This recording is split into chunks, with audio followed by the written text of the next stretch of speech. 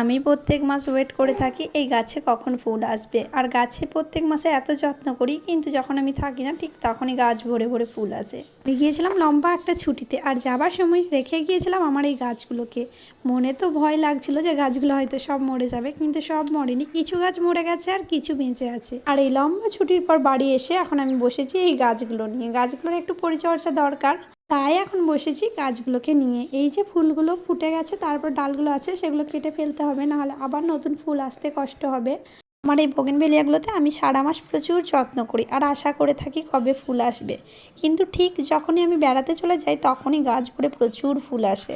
এটাও তাই, আমি ওয়েট করেছিলাম কবে ফুল আসবে, কিন্তু আমি বেড়াতে চলে যাওয়ার পরে 3টে গাছ ভরে প্রচুর ফুল এসেছিল। আমি ঘুরে এসে তো দেখি একটা গাছে প্রচুর ফুল ফুটে আছে, বাকি দুটো গাছে প্রায় ঝরে গেছে ফুল।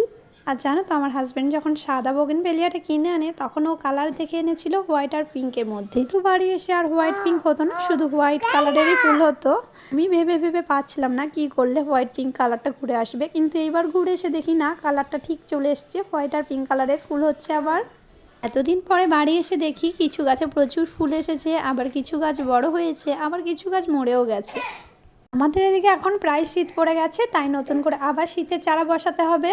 আর এই ওয়েদারে আমাদের সবার শরীর খারাপ। এদিকে আমার গলাটা একদম বসে গেছে, তাই দুদিন তো একদম ভয়েস দিতে পারিনি। এখন একটু গলাটা ঠিক হয়েছে, তাই ভয়েস দিলাম।